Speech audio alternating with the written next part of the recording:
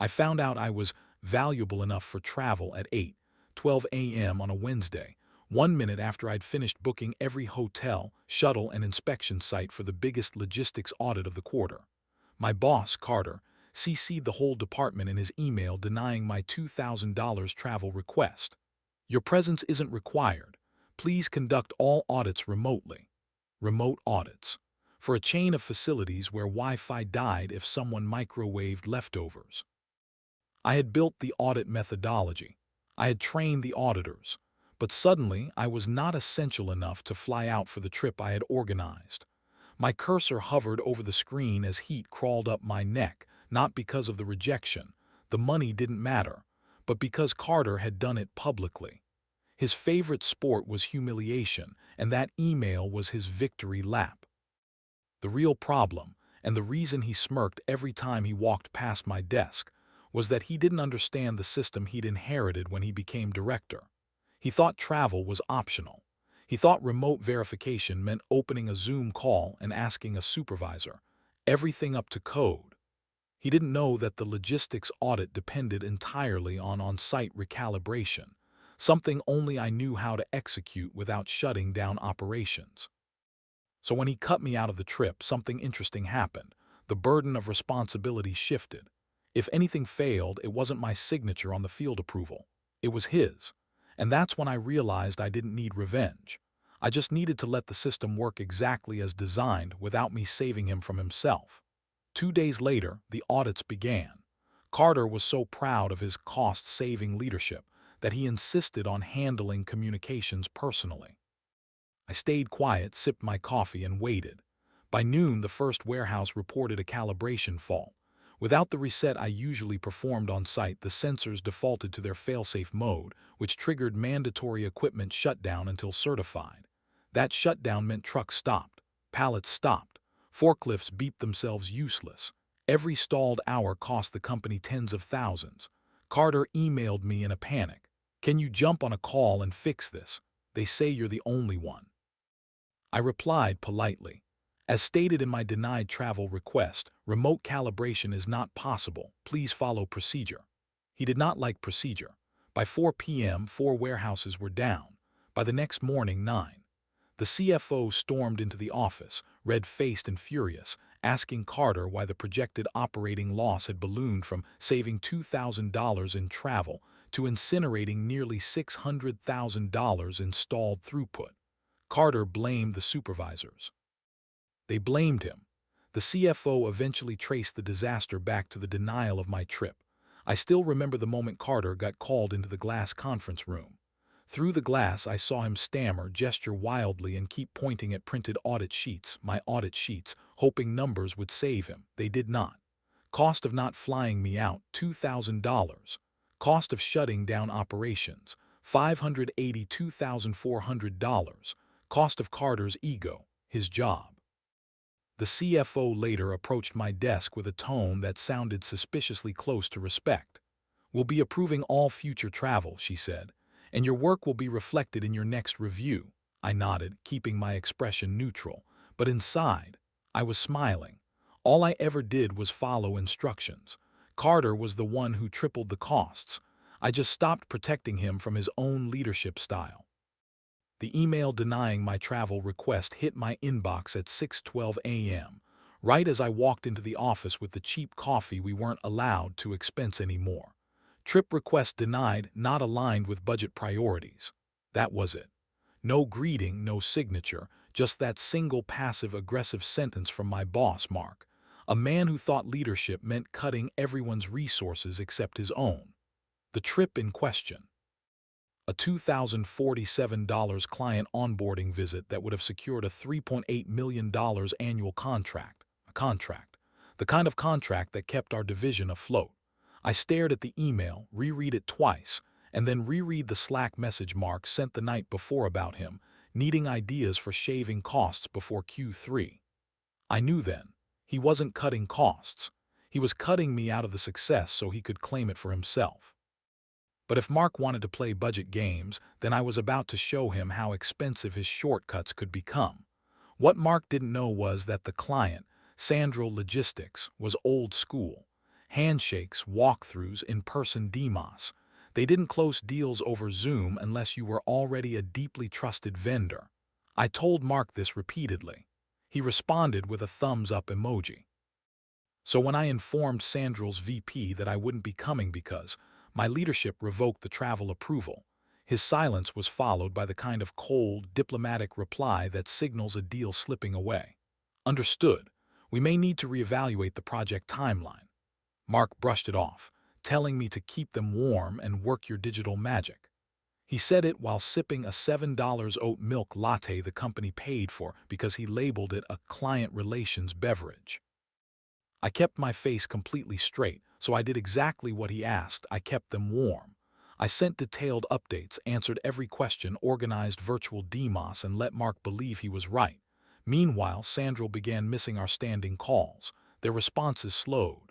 And then one afternoon, their VP emailed me privately. Let us know when your leadership prioritizes this relationship. We are moving forward with another vendor. I didn't panic. I didn't beg. I simply forwarded the message directly to Mark, no subject line, no commentary. 5 minutes later, he stormed to my desk red-faced and sweating through his shirt, demanding to know why I didn't push harder. I calmly reminded him I had pushed to get travel approved, and he had denied it, loudly, publicly, in writing. The look in his eyes told me he finally realized the size of the mess he had made. But this wasn't over. Losing Sandral wasn't just embarrassing, it triggered a clause in our regional budget forecasting. Without that contract, our cost per client ratio spiked, invalidating the numbers Mark had padded to earn his quarterly performance bonus. Finance got involved, then operations, then the VP overseeing our entire business unit. Suddenly, Mark needed the trip approved. Suddenly, he wanted to do whatever it takes. Suddenly, we had to fix this. And suddenly, my job became his emergency. He submitted a new travel request for me, this time approved within minutes.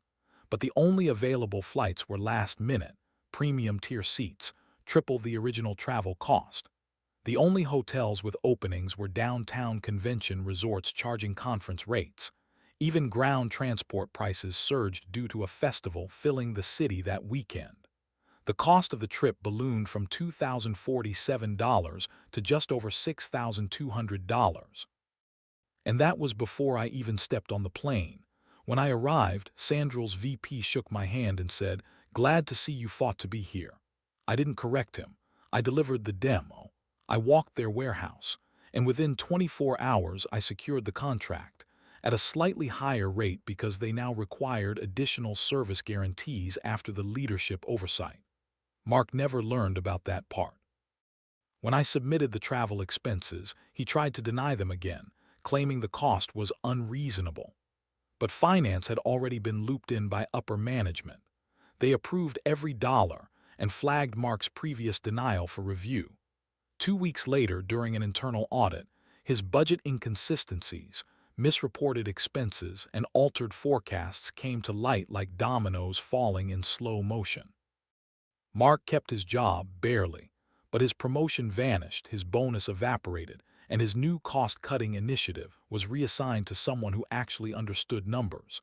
As for the Sandral contract, my name was listed as the primary account owner permanently, and the VP of operations thanked me personally for managing incompetence with professionalism. The email denying my travel request hit my inbox at 6:12 a.m. before I'd even finished my first cup of coffee.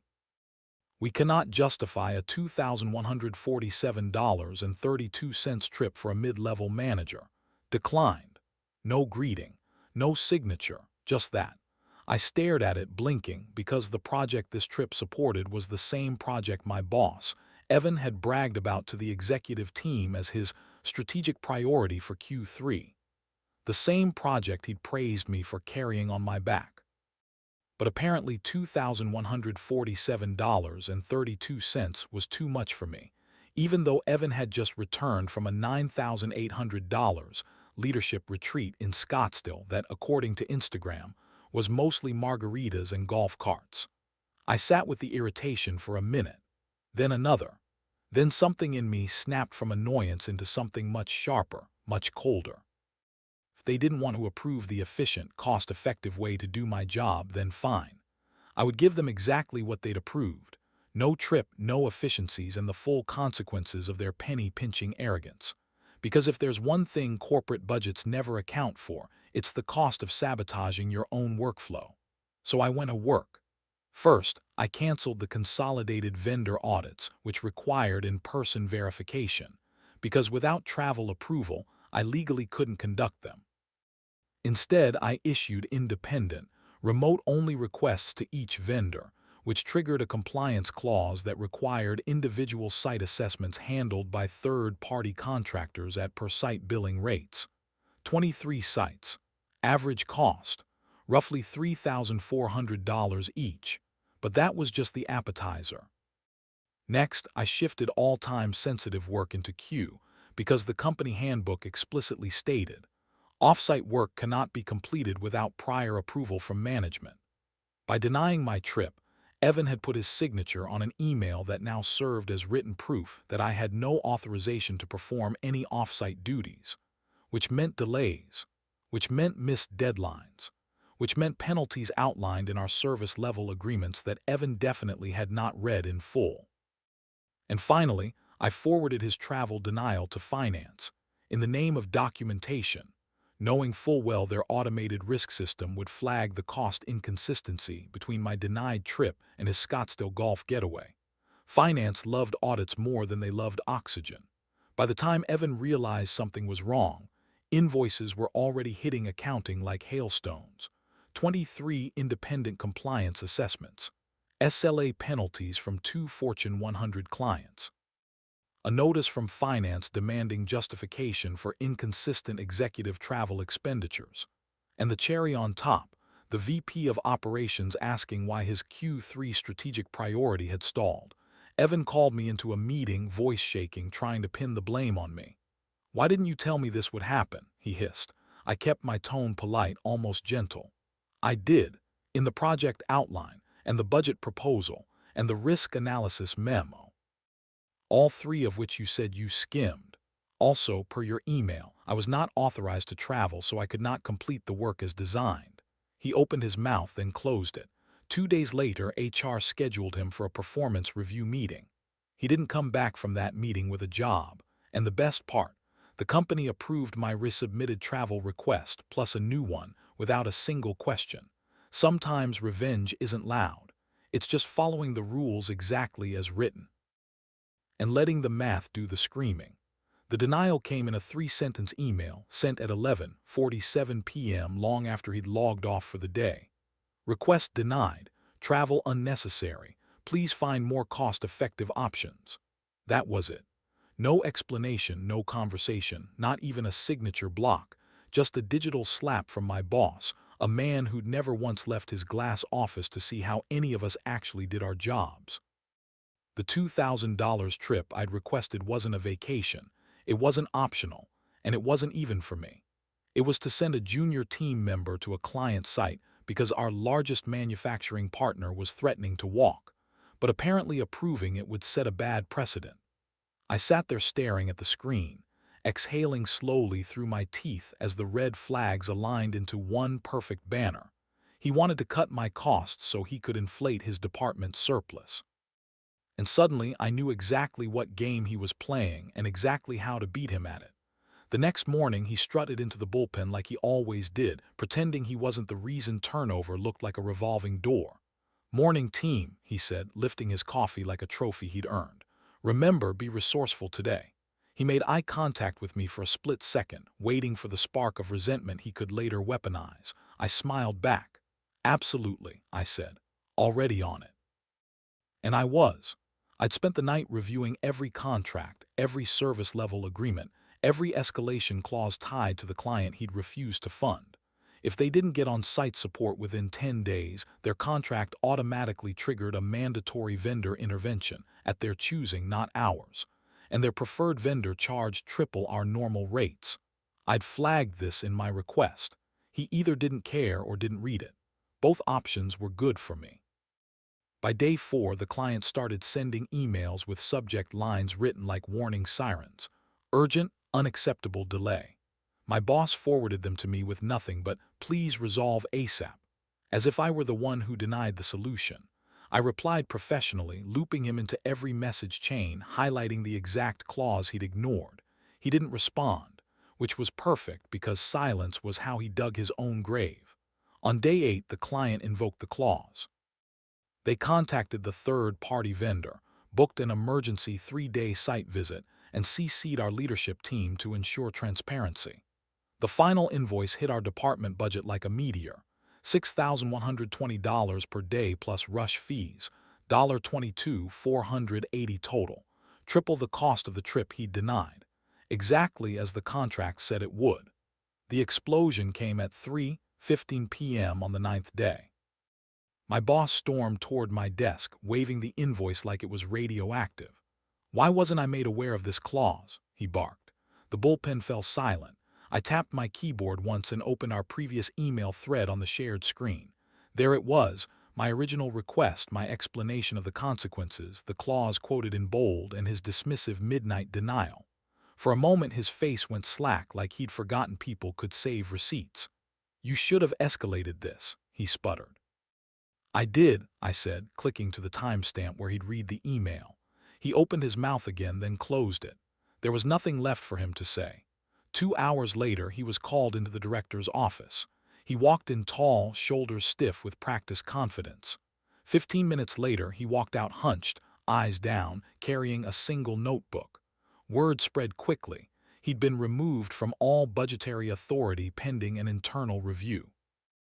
And by the end of the week, he wasn't employed at the company anymore. In the aftermath, leadership asked me to take over his responsibilities temporarily, given my demonstrated understanding of risk management and client relations. I didn't gloat, I didn't brag, I didn't even smile. I simply nodded and accepted the project. After all, the universe had a sense of humor, and apparently so did accounting. Resourceful enough for you. I whispered to myself as I slid into his now vacant office chair. By Wednesday morning, the office had transformed into a war room, though no one would admit it. Finance was camped in the conference room with spreadsheets sprawled across the table like a crime scene. Procurement was frantically calling vendors they hadn't spoken to in years. Travel services had a permanent queue of managers demanding to know why their approved budgets suddenly weren't approved anymore. And me. I sat quietly at my desk, sipping the same $4 cafeteria coffee my boss had insisted was all I needed instead of extravagant travel. I didn't need to gloat. The numbers were doing that for me.